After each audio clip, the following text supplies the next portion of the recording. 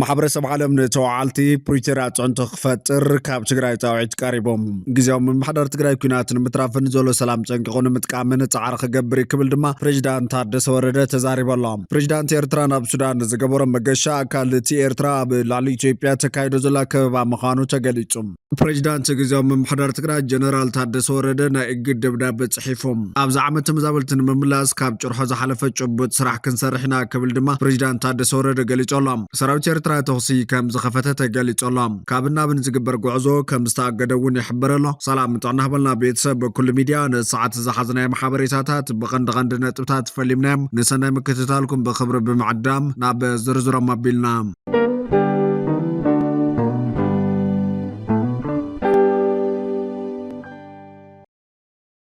زخرا حمشا عمت جفجاف نصها تجارو صقي مريم دنگلات تساليتم بزعلت قرم حمش عمتنا وردا سبحاسا سعتابيا بلاسو فليشمو مريم دنگلات هيمانتو بعلنا بتخابي تنقسقسو العالميتن 54 نصها تجارو بسراويت ኤርትራ ባልማሚት ከም ዝተጨፍጨፉ ይፍለጥ እዮም ኣብቲ ዝኽሪ ዝተረኸበ ማሕዳር ወረዳ ስብሓሳ ሳዓይተ ብርሃን አባይ ኣብቲ ከባቢ ዝተፈጸመ ግፍዒ ፍትሒ ከም ዝጠልብ ተዛሪቦም ነበርቲ ተኻቢ እቲ በሰራዊት ኤርትራ ዝተፈጸመ ግፍዒ ኣዝዩ ዝኸፈ ምንባሩ ተዛሪቦም ኣሎም ተወካሊተ ቢሮ ባህልን ቱሪዝምን ወይዘሮ ኢትዮጵያ ሓሎፍ ገዳም ማርያም ጽጌ ደንገላት ታሪኻዊ ሓድግታት ዝሓዘ ምንባሩ ገሊጻላ በቲ ኣርመናዊ ጨፍጫፍ በዓል 80 ዓመት በዓል ጸጋዓድ መቐሻ ሓዊሱ መምህራን ዩኒቨርሲቲ ተምሃሮ ዩኒቨርሲቲ ንዓዶም ብዙሕ ጽብዮም ዝነበረ ብዝለዓለ ውፅኢት ዝተመረቑ መነሰይ ሰብ ሃፍትን ምሁራንን ተረሽኖም እዮም ከይርሳዕ ከይድገም ክዝከሩ ፍትሒ ክርከብ ድማ ደጋጊምና ጻውዒት ክነቕርብ ቃልስና ክንሓይል ይግባእ ክብሉ ተሳተፍቲ ትዝኽሪ ገሊጾም ኣሎም ብኻልእ ሓበሬታ ግዜያዊ ምምሕዳር ትግራይ ኩናት ንምትራፍ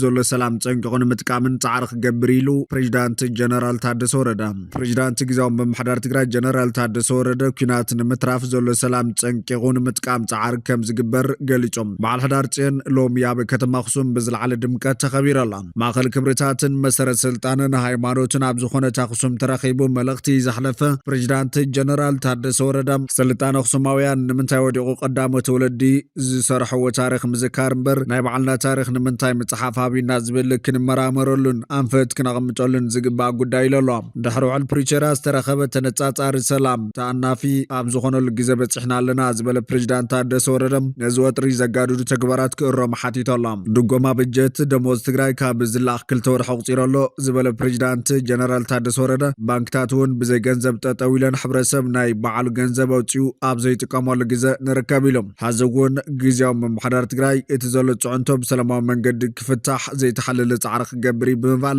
ኣረጋጊጾም ኩናትን ምትራፍን ዘሎ ሰላም ጸንቂቑን ምጥቃምን ጻዕሩ ኣጠናኺሩ ክቐጽል እዩ ክብል ፕሬዚዳንት ጀነራል ታደሰ ወረደ ገሊጾም ዘሎ ውሽጣዊ ጸገማት ብሰላማዊ መንገዲ ካብ መፍታሕ ካል መራጽ የብልናን ክብል እውን ገሊጾሎም ሊቀ ጳጳስ ሃገረ ስብከት ዞባ ምብራቕ ኣቡነ መርሃ ክብሩስቶስ በዓል ሕዳር ጽዮን ታቦተ ጽዮን መጀመርታ ግዜ ናብ ኣኽሱም ዝመጸትሉ መዓልቲ መሰረት ብምግባር ዝኽበር በዓል ኢሎም ኣኽሱም መንበረ ታቦተ ጽዮን ጥራይ ዘይኮነትስ ኣልፋን ኦሜጋን ታሪኽያ ክብሉ ገሊጾም ዓዲ ቅዱስ ያሬድ ትስዓቱ ቅዱሳን ተቐቢላ ዝተኣናገደት ኣኽሱም ማእኸል ስልጣነ ንግድን ጥበብን ስነ ስርዓትን ከም ዝኾነ ተረዲኦም ሓላፊ ቢሮ ባህልን ቱሪዝም ትግራይ ዶክተር ኣጽባሃ ገብረዝጋብሔር በዓል ሕዳር ጽዮን ዘይቤታዊ ቱሪዝም ትግራይ ንምንቅቃሕ ዓብይ ተራ ከም ዘለዎ ሓቢሮም ከንቲባ ከተማ ኣኽሱም ኣይተ ትኳ ሃይሎ ሃይማኖታዊ በዓል ሕዳር ጽዮን ሓድነት ተጋሩን ዓለማዊ ዝምድናታትን ንምጥንኻር ዘሕግዝ ኢሎም ብኹናት ዝተሃሰ ኢኮኖሚ ኣኽሱምን ከባቢን ኣብ ምንቅቃሕ ዓብይ ኣስተዋፅኦ ከም ዘለዎ ተዛሪቦም ማሕበረሰብ ዓለም ነተዋዓልቲ ፕሪቶሪያ ጽዕንቶ ክፈጥር ጸውዕ ድማ ቡጫ ኣብነ ሰላማ እዮም ቡጫ ኣብነ ሰላማ እዋናዊ ኩነታት ትግራይ ብሰንኪ ውዕል ፕሪቶሪያ ዘይምፍጻም ህዝቢ ኣብ ከቢድ ጸገም ይርከብ ድሕሪ ምባል ነዚ ድማ ማሕበረሰብ ዓለም ነተዋዓልቲ ፕሪቶሪያ ጽዕንቶ ክፈጥር ጸዊዖም ኣሎም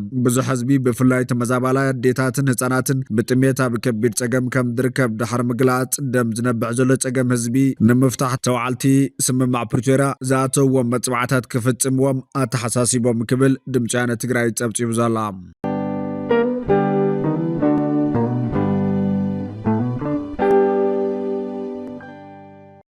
ፕሬዚዳንት ግዜያዊ ምምሕዳር ትግራይ ጀነራል ታደሰ ወረደ ንእግድ ደብዳቤ ጽሒፎም እቲ ፕሬዚዳንት ናብ ማእኸል ግዝኢት ወርቂ ሽረ እንዳስላሴ ኢትዮጵያ ንግዲ ባንክ ወኪል ብሔራዊ ባንኪ ሽረ እንዳስላሴ ኣብ ጽሓፎ ደብዳቤ መዛወርቲ ወርቂ ስራሖም ደው ከብሉ ዝእዝዝ እዩ ቢሮ ማዕድንን ቤት ጽሕፈት ኣጠቓቕማን ምምሕዳር መሬትን ማዕድንን ፍቓድ መዛወርቲ ዝሃቦም ኣካላት ወርቂ እናዘዋወሩ ናብ ባንክ እናቕረቡን ምጽናሖም ይፍለጥ ዝበለ ኮይኑ እቲ ደብዳቤ ይኹን እምበር ኣብ 2017 ዓ.ም ክልል መንግስቲ ኮሚቴ ጣይሹ ሪያሊ ሪያሊቲን ምካባብ ዝገበረ ዳሃሳስ አዋጅ ማዕድን ቁጥሪ 678 እዝባር 2002 ዓመተ ምህረት አዋጅ ቁጥሪ 1144 እዝባር 2011 ዓመተ ምህረት ተኸትልካ ዘይምስራሕን ምህላው አረጋግጽ ይለላም በተወሰኸይ ካቢነ ጊዜያዊ ምምሕዳር ክልል ትግራይ ኣብ ዕድና ዘለው ሰፋሓቲ ጸገማትን መድህሳስ ሓይሊ ዓማም ምክልኻልን ምቁጻርን ዝሕጋው ዕድና ጣይሹም እናሰርሐ ጸኒሑን ይሰርሕነሎ ስለዝኾነ መንግስቲ ካብ ዕድና ወርቂ ክረኽቦ ዝግባእ ሪያሊቲን ንግዲ ትርፊ ግብርን ክረክብ ኣይካለን በተወሰኸ ሰፊሕ ናይ ዘይሕጋው ስራሕትን ኮንትሮባንድን ተበራኺቶም ኣለው ብምባል ብመሰረት እዚ ኩሎም ፍቃድ መዘዋወሪ ዝወሰዱ ፍቃዶም ክስረዝን ከም ሓድሽ ብምምርሒ ስራሕቲ ማዕድን ቁጥሪ 08/2017 ዓመተ ምህረት ዝተመሓየሸን ዝተመሓየሸ ደንቢ ቁጥሪ 32/2018 ዓመተ ምህረት ከውጹን ይግባእ ዝብል ትእዛዝ ኣውሪዶሎም ስለዚ ክሳብ ቢሮ ማዕድን በቲ ካቢነ ጊዜያዊ ምምሕዳር ትግራይ ዘጽድቆ መተግበር ማንዋልን ዝተመሓየሸ ደንቢ ቁጥሪ 32/2018 ዓመተ ምህረት መምርሒ ቁጥሪ 8/2017 ዓመተ ምህረት መሰረት በብርኪ ክልል ዝተዋሃቦም መዘዋወርቲ ዝርዝር ዝልእኸልኩም ካብ ዝኾነ አካል ማለቱን ካብ ክልል ትግራይ ይኹን ካብ ካሊ ፍቃድ ዘውፅእ ክትተናግዱ ከም ዘይብልኩም የተሓሳስብ ክብል ብቕዳሕን ምክትል ፕሬዚዳንት ጊዜያዊ ምምሕዳር ትግራይ ንቢሮ ማዕድን ንቢሮ ፋይናንስን ምትእኻብ ሃፍትን ንኮሚሽን ፕላን ትግራይ ኣፍሊጦሎም ኮሚሽን ፕላን ትግራይ ኣብቲ ዝሓለፈ ሰሙን ኣብ ዝሃቦ መብርሂ ካብ ክፍሊት ሪያሊቲ ማዕድን ብር 11 ቢልዮን እቶት ከም ዝኣክብ ኣፍሊጦም ን137,000 ሰራሕተኛታት መንግስቲ ወሰኺ መሃያ ንምኽፋል ምጽጋም ዘፍለጠ ጊዜያዊ ምምሕዳር ትግራይ ንመኽፈሊ ወሰኺ መሃያ በብወርሑ ካብ ፌደራል መንግስቲ ብር 9 ሚልዮን ክላኽ እናተገበአ ናይ ወርሒ መስከረም ብር 481 ሚልዮን ጥራሕ ኣትዩ ናይ ወርሒ ጥቅምቲ ዛጊድ ኣቶን ክብል ኣፍሊጡ ነይሮም እዚ ከም ዘሎ ኮይኑ ኣብዛ ዓመት ተመዛበልቲ ንምምላስ ካብ ጭርሖ ዝሓለፈ ጭቡጥ ስራሕ ክንሰርሕ ኢና ክብል ፕሬዚዳንት ታደሰ ወረደ ገሊጾም ፕሬዚዳንት ታደሰ ወረደ ምስ ነበርቲ ከተማ ዓድዋን ከባቢያን ኣብ ከተማ ዓድዋ ዘተካይደሎም ኣብቲ ዘተስተሳተፉ ነበርቲ ከተማን ወረዳ ዓድዋ ጸገም መሰረተ ልምዓት ነዳዲ ሰናይ ምምሕዳር ሕቶ ስድራ ስዋዕትን ኣካል ጉዳትን መፍትሒ ክወሃቦም ሓቲቶም ሓድነት ህዝቢ ትግራይ ንምጥንኻር ተመዛበልትን ግዛታዊ ሓድነት ትግራይ ናብ በዓልዋን ንምምላስ ጊዜያዊ ምምሕዳር ዝሰርሖም ስራሓት ተመልኪቶም እውን ሕቶታት ኣቕሪቦም እዮም ንዝተለዓሉ ሕቶታት መብርህ ዝሃበ ፕሬዚዳንት ጊዜያዊ ምምሕዳር ትግራይ ጀነራል ታደሰ ወረደ ተመዛበልትን ግዛታዊ ሓድነትን ትግራይ ንምምላስ ኣብዛ ዓመት ካብ ጭርሖ ዝሓለፈ ጭቡጥ ስራሕ ከም ዝስራሕ ኣረጋጊጾም ኣብቲ ጉዳይ ምስ ዝምልከቶም ኣካላት ካብ ላዕሊ ክሳብ ታሕቲ ዝትየሉ ከም ዘለውን ኣረድዮም ማሕበር ቁጠባዊ ጸገም ሕብረተሰብ ከይፍታሕ ካብ ደገ ዝመጽእ ጽዕንቶ ፈተና ከም ዝኾነ ዝገለጸ ፕሬዚዳንት ታደሰ ወረደ ከም ነዳዲ መሃያን ካልኦት ምስ መንግስቲ ፌደራል ዝተኣሳሰሩ ጉዳያትን ብኣግባቡ ዘይምምጾም ሕቶ ሕብረተሰብ ብኣግኡ ከይምለስ ጽዕንቶ ይፈጥሩ ምህላዎም ገሊጾም ፕሬዚዳንት ጀነራል ታደሰ ካብ ደገ ዝመጽእ ጽዕንቶ ብሰላማዊ መንገዲ ብምፍታሕን ውሽጣዊ ሓድነት ብምጥንኻርን ጸገም ሕብረተሰብ ንምፍታሕ ከም ዝሰርሕ ጠቒሶም እቲ ጸገም ብዘላቕነት ንምፍታሕ ኣብ ዓርሰ ምርኮሳ ልዑል ርብርብ ምግባር ከም ዘድሊ ዝገለጸቲ ፕሬዚዳንት ዓቕሚ ትግራይ መሰረት ብዝገበረ መንገዲ ሕቶ ስድራ ስዋዕትን ኣካል ጉዳትን ንምምላስ ጅማሮታት ከም ዘሎ ኣብርዮም እቲ ፕሬዚዳንት ኣብ ትግራይ ብፌደራል ክስርሑ ተባሂሎም ዝተጀመሩ ፕሮጀክታት መንገዲ ናብ ስራሕ ከኣትዉ ጻዕሪ ግበር ከም ዘለውን ኣመላኺቶሎም ስምምዕ ፕሪቶርያ ብጸገም ከም ዘሎ ዝገለጸ ምክትል ፕሬዚዳንት ጊዜያዊ ምምሕዳር ትግራይ ተኣማኒኤል ሰፋ በጎኑ ነቲ ስምምዕ ዘምጽእ ሓድነት ትግራይ ኣብ ቦትኡ ዘይምህላውን ተደራዳሪ ኣካል ነቲ ዝፈረመ ውዕል ብቕኑዕ ልቦና ንምፍጻም ድልው ዘይምዃኑን ብምኽንያትነት ተቐሚጡ እዮም ኣብዚ እዋን እውን እንተኾነ ውዕል ፕሪቶርያ ናይ ሰላም መንገዲ ከምጽእ ዝኽእል ስለ ዝኾነ እዙይ ንኽፍጸም ሓድነት ምጥንኻር ኣገዳሲ ምዃኑ ኣተሓሳሲቦም እቶም ላዕለዎት ሰብ መዚ ጊዜያዊ ምምሕዳር ትግራይ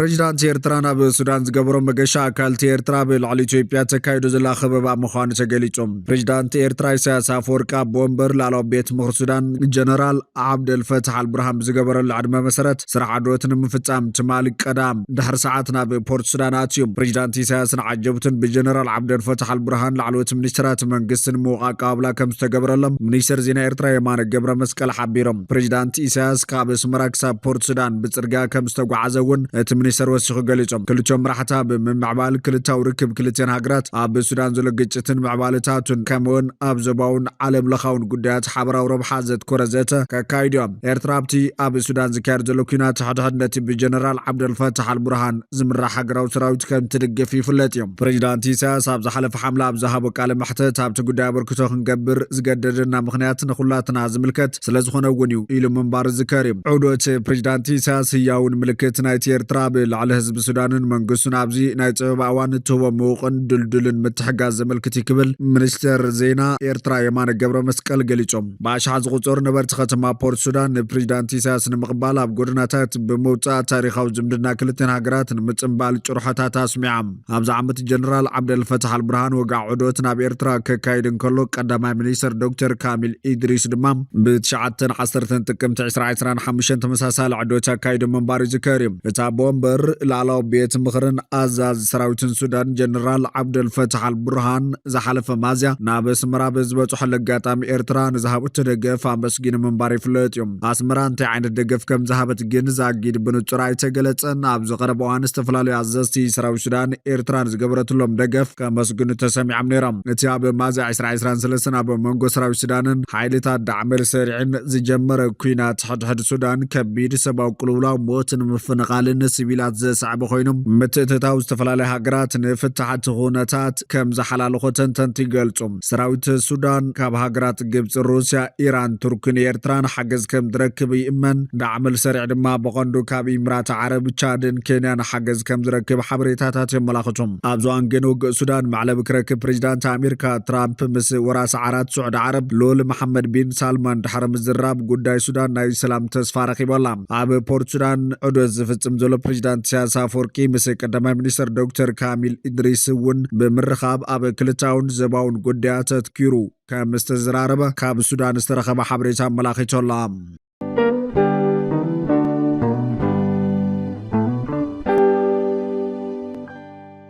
ካብ ሕዳር 2018 ዓመተ ምህረት ጀሚሩ ናብ ጂንካ ዝካየድ ትራንስፖርት ንሓደ ሰሙን ክዕፀም ምዃኑ ኣብ ክልል ደቡብ ምምሕዳር ዞባ ኣሪ ገሊፆም እቲ ስጉምቲ ዝተወሰደ ዝርግሐ ቫይረስ ማርበርግ ንምቁፅጻር ብምዕላም እዩ ኣብ ከተማ ጂንካ ብዝተረኣየ ሕማም ቫይረስ ማርበርግ ዛጊድ ዝሞቱ ሰባት 8 በፂሖም ኣሎም እዚ ከም ዘሎ ኮይኑ ኣብ ክልል ዓፋር ምፍንጃር እሳተ ጎመራ ኣብ ዘጋጥመሉ ከባቢ ተነጻጻር ምርግጋእ ተፈጢሮሎ ኢሉ ጂኦሎጂካል ኢንስቲትዩት ኢትዮጵያ ኣብ ክልል ዓፋር ቅድሚ መዓልታት ምፍንጃር እሳተ ጎመራ ብዘጋጥመሉ ከባቢ ሕብረተሰብ ተረጋጊ ስርሑ ዝውግነሉ ተነጻጻር ምርግጋእ ተፈጢሮሎ ኢሉ ጂኦሎጂካል ኢንስቲትዩት ኢትዮጵያ እቲ ኢንስቲትዩት ኣብ ክልል ዓፋር ከባቢ ኤርታሌ ፍሉይ ሽሙ ሃይል ጎብ ኣብ ዝተባሃለ ቦታ ዘጋጠመ ምፍንጃር እሳተ ጎመራ መልኪቱ ንፋና ዲጂታል ኣብ ዘላኸ መግለጺ ኣብ ዝዋን ኣብ ትኻብ ዘሎ ኩነታት ብተነጻጻሪ ዝተረጋገ ከም ዝኾነ መላኺቶም ዋና ዳይሬክተር ጂኦሎጂካል ኢንስቲትዩት ኢትዮጵያ ኣይተ ኢጅራ ተስፋይ ከም ዝበሎ እቲ ትካል ካብ ዝሓለፈ ሓምለ ጀሚሩ ዝተፈላለዩ ንምፍንጃር እሳተ ጎመራ ዘመላኽቱ ኩነታት ብቅርበት ምክትታል ሓበሬታታት ናይ ምትኻብን ናይ መሃብን ስራሕ እናሰርሐ ፀንሐ ኣብ ዝሓለፈ ሰንበት ዘጋጠመ ምፍንጃር እሳተ ጎመራ ዝርከበሉ ኩነታት ዘዕዘብን ዘጽንዕን ጉጅለ መጽናዕቲ ተጣይሻ ኣብቲ ቦታ መጽናዕቲ እናግበረ ከም ዝርከቡ እውን ገሊፆም ኣብዚ ሕዝዋን ኣብቲ ቦታ ዘሎ ኩነታት ጻጻር ዝተረጋገ ከም ዝኾነ ብምሕባር ማሕበረሰብ ተረጋጊ ስራሕ ክውግን እውን ፀዊዓሎም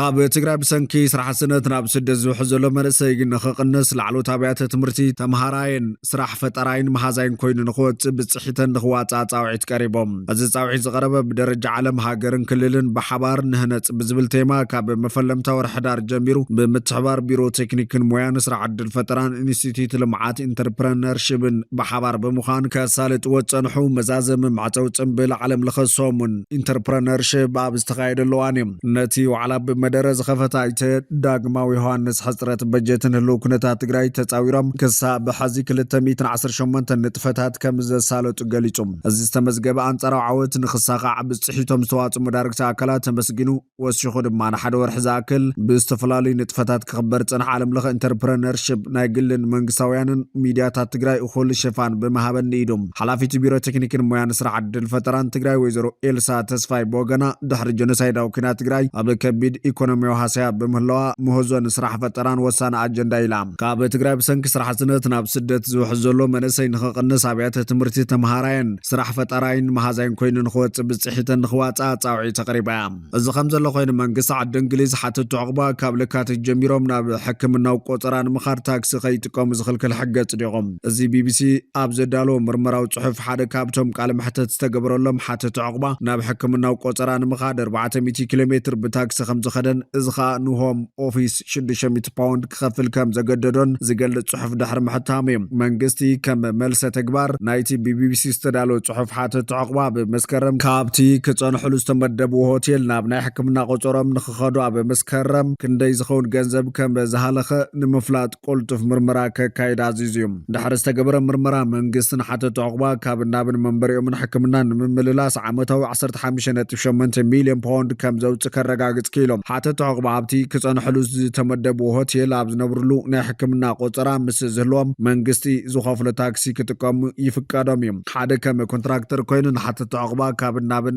ዝጸንሕሉ ሆቴልን ሆስፒታልን ዘመላልስ በዓል ታክሲ ንቢቢሲ ኣብ ዝሃበ ሓበሬታ ኣብ መዓልቲ ክሳብ 15 ግዜ ካብ መጽናሓት ዕቕባ ናብ ሆስፒታል ሰባት ከም ዘመላልስ ገሊጾም ሚኒስተር ውሽጣዊ ጉዳያት ሻባና መሐሙድ እዚ ከምዚ ዓይነት ኣካይዳ ክቕየር ምዃኑ ገሊጻ ንስሓተት ዕቕባ ንቆጸራ ሆስፒታል ብዘይ ገደብ ዝጥቀሙሉ ታክሲ ኣብ ኣዝዩ ፍሉይ ኩነታት ጥራይ እንተዘይኮይኑ የብቃዕሎ ኢላ ንመጽናሕ ሆቴላት በብሓደ ንምዕጻው ኣብ ንሸባሸበሉ ዘለና እዋን ኣብ ነፍሲ ወከፍ መጽናሕ ሆቴላት ዝህሉ ዘየድሊ ወጻኢታት ካብ ስሩ ንምምሓው ክቕጽል ክትብል ወሲኻ ገሊጻ ሚኒስትራት ኣብ ክንዲ ታክሲ ሓተት ዕቕባ ከም ህዝባዊ መጓዓዝያ ዝኣመሰሉ ኣማራጽታት ክጥቀሙ እዮም ዝደልዩ ኣካላዊ ስንክልና ንዘለዎም ሰባት ሕዱር ሕማማትን ምስ ጥንሲ ዝተኣሳሰሩ ጸገማትን ንዘለዎም ገለ ሓለፋታት ክህሉ ምዃኑን እዚ ከዓ ብመሰረት እቲ ሓድሽ ሕጊ ብቤት ጽሕፈት ውሽጣዊ ጉዳያት ተፈሪሙ ዝፍቀድ እዩ ክኸውን እቲ ካሊእ ታክሲ ምጥቃም ዝፍቀደሉ ከዓ ሓተት ዕቕባ ካብ ሓደ መጽንሒ ሆቴል ናብ ካሊእ መጽንሒ ሆቴል ኣብ ዝጉዕዝሉ እዮም ሚኒስትራት ኣብ ዝቕጽል መረፃ ሓተት ዕቕባ ብክንዲ ኣብ ሆቴላት ኣብ ከም ወተሃደራዊ ማዓስከራት ዝጸንሕሉ ኣማራጽታት ክተኣታተው ምዃኑ ቃላትዮም ኣሎም ኣብ መጀመርታ ናይ ሶምን ዝተዘርግሐ ሓዛት ከም ዘሪኦ ኣብ ዓዲ እንግሊዝ 36,273 ሰባት ገና ኣብ ሆቴላት መጽንሒ ሓተት ዕቕባ ከም ዝርከቡ የርኢ እዚ ድማ ምስ ዝሓለፈ ሰነ ክነጻጸር እንከሎ ወሰኻርየላ መንግስቲ ምስ ስርዓት ሓተት ዕቕባ ዝተተሓዘ እውን ናይ ሕጊ ምምሕያሻት ከም ዝገብር ኣፍሊጦሎ እቲ ቀንዲ ክልወጥ ተደልዩ ዘሎ ከዓ ንሓተት ዕቕባ ዝወሃብ ደገፍ መንበር ገዛ ደው ክብል ዝብል እዩ መዚ ኣብ ዝተሓሓዝ መንግስቲ ናብ ስልጣን ካብ ዝመጽእ እንድሓር 74 ሚልዮን ፓውንድ ክወፅእ ዝነበሮ ገንዘብ ካብ ምብኻን ከም ዘድሓነ እዩ ዝገልጽ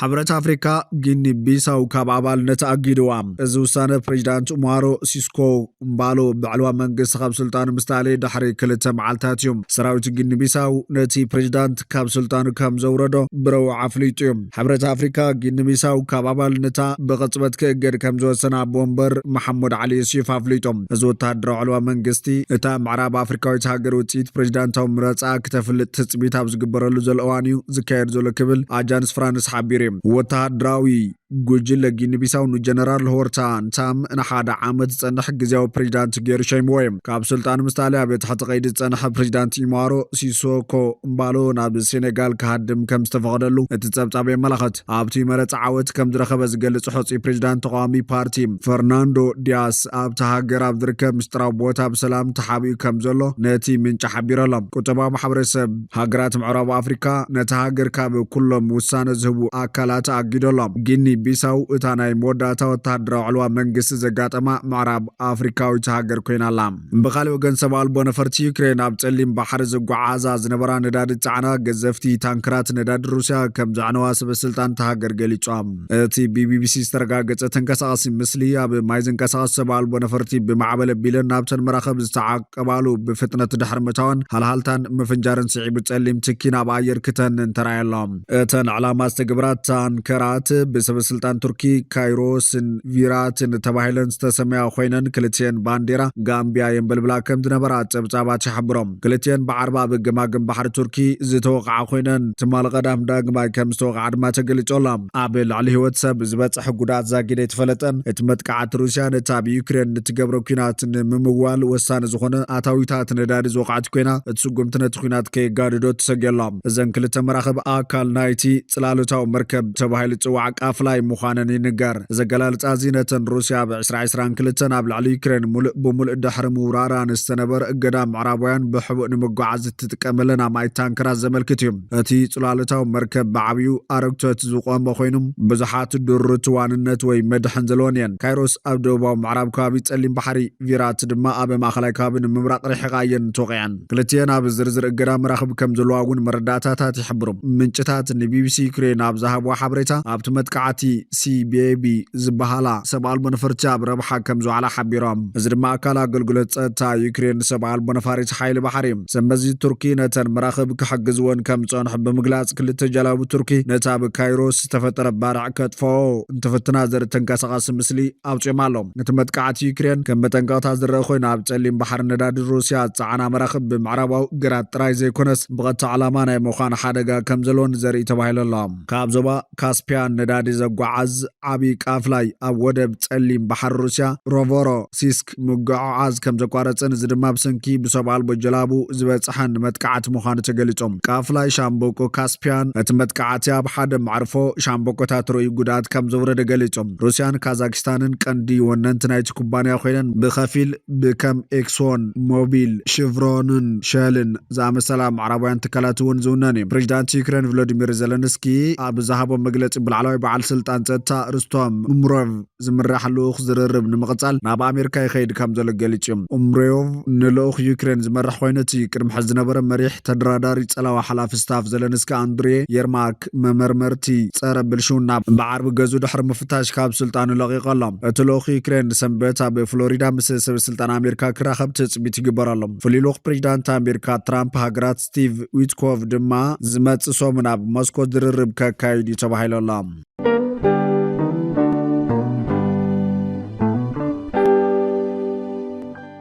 فتواتنا كبراتن بيتسب بكل ميديا نساعة زحزنا محبريتاتات نتوم كتكتاتلوم زصنحكم يمثلون يرام نسنا مكتتالكم بممسغان نابزغت البخالو تحبريتاتات كسام راخب نمدلواتنا لايك شير ميديانا سبسكرايب بمقبار بيتسب بكل ميديا خنم